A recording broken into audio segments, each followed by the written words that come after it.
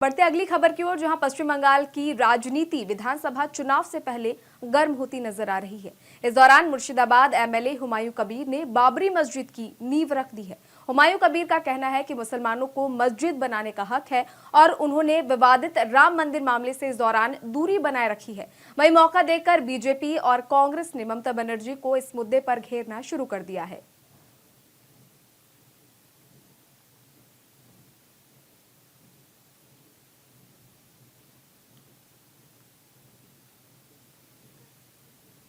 TMC विधायक हुमायूं कबीर का बयान सामने आया है। हालांकि उन्हें टीएमसी से जो है वो सस्पेंड कर दिया गया है। पार्टी ने नाराजगी के बाद ये बड़ा एक्शन लिया है और अब हुमायूं कबीर ने मस्जिद की नींव जो है वो रख दी है। उन्होंने कहा है कि मुसलमानों को मस्जिद बनाने का हक है। और उत्तर प्रदेश में बड़ी कार्रवाई की तैयारी की जा रही है। इस दौरान मुख्यमंत्री योगी आदित्यनाथ ने रोहिंग्या और बांग्लादेशी घुसपैठियों के लिए राज्य के हर मंडल में डिटेंशन सेंटर बनाने के आदेश दिए हैं। वहीं 17 शहरी निकायों को अपने क्षेत्र में रहने वाले ऐसे लोगों की सूची तैयार करने को कहा गया, जिसे आगे जांच के लिए पुलिस महानिरीक्षक और पुलिस आयुक्त को सौंपा जाएगा। वहीं सूत्रों की माने तो अब डिटेंशन सेंटर का प्रारूप भी तैयार कर लिया गया है। तो यूपी में डिटेंशन सेंटर की तैयारी जो है वो हो चुकी है। घुसपैठियों पर बड़ी कार्रवाई योगी सरकार द्वारा देखने को मिलेगी, जहां हर मंडल में डिटेंशन सेंटर बनाए जाएंगे।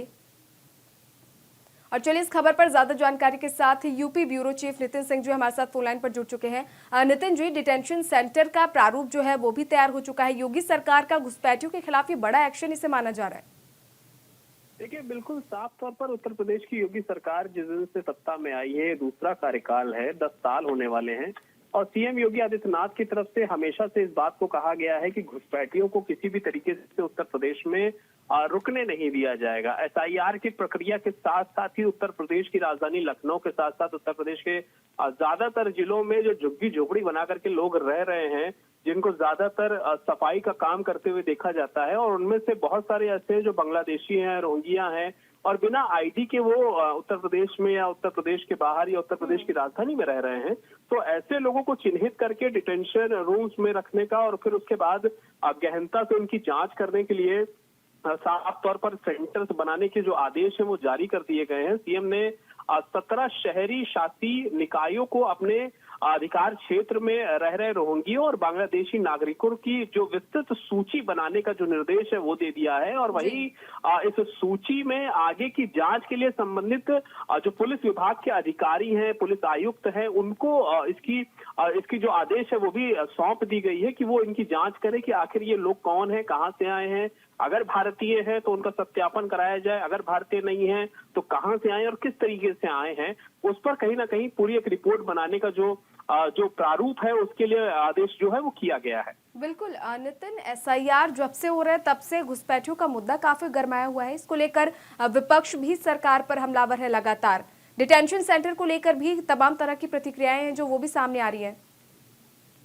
देखिए, बिल्कुल साफ तौर पर अगर देखा जाए तो विपक्ष की तरफ से लगातार सरकार के ऊपर एसआईआर की प्रक्रिया में सवाल खड़े करने की बात कही जा रही है, लेकिन बहुत सारे जो ऐसे तथ्य है वो भी निकलकर सामने आ रहे हैं क्योंकि उत्तर प्रदेश की राजधानी के साथ साथ उत्तर प्रदेश के अधिकांश हिस्सों में ऐसे लोग रह रहे हैं जो कहीं ना कहीं बांग्लादेशी हैं, रोहिंग्या है और उनके पास पर्याप्त रूप पर जो भारतीय आईडी है वो भी मिल जा रही है। तो वो आईडी कैसे बन रही है, आधार कार्ड कैसे बन रहा है, ये जांच का विषय है। राज्य में अगर बताया जाए तो करीब 15,000 की क्षमता वाला एक विशाल डिटेंशन सेंटर बनाने का जो प्रारूप है वो तैयार किया गया है और मुख्यमंत्री योगी आदित्यनाथ को अब भेज भी दिया गया है। सूत्रों के अनुसार ये पता चला है और ये भी पता चला है कि प्रस्तावित डिटेंशन सेंटर में जो केंद्रीय बल है उनकी तैनाती रहेगी। वहां पर जो सीआरपीएफ के जवान होंगे या फिर जो केंद्र के जो आर्म फोर्सेस हैं उनके जवान रहेंगे और वो पूरी निगरानी करेंगे और इसके अलावा पुलिस प्रशासन के जो लोग हैं वो उनकी गहनता से जो जांच है वो करेंगे। साथ ही सुरक्षा भी दी जाएगी कि वहां से कोई भी भाग ना पाए।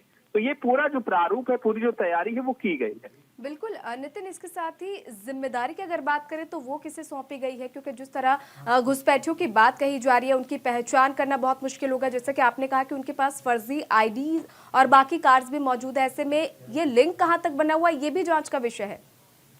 देखिए, साफ तौर पर अगर देखा जाए तो उत्तर प्रदेश में जो प्रस्तावित डिटेंशन सेंटर है जिसकी बात कही जा रही है वो काफी हाईटेक है और उसका जो डेमो है वो तैयार किया गया है और इसमें साफ तौर पर सुरक्षा व्यवस्था को अत्याधुनिक तकनीक के साथ साथ डिजाइन किया गया है। बताया जा रहा है कि डेमो के मुताबिक जो डेमो पेश किया गया है उसमें डिटेंशन सेंटर में biometric verification, face recognisation system और 24x7 यानी कि सातों दिन 24 घंटे निगरानी करने वाले सीसीटीवी कैमरे तक उसमें जो है व्यवस्थापित किए गए हैं और लगभग 15,000 लोगों की क्षमता वाले इस सेंटर के लिए मंडला आयुक्त ने डिटेंशन सेंटर को हाईटेक किया गया है। तमाम सुविधाएं और खासकर ही सुरक्षा व्यवस्था, कड़ी निगरानी यहाँ पर देखने को मिलेगी। खैर नितिन, हमारे साथ जुड़ने के लिए, तमाम जानकारियां साझा करने के लिए बहुत बहुत धन्यवाद।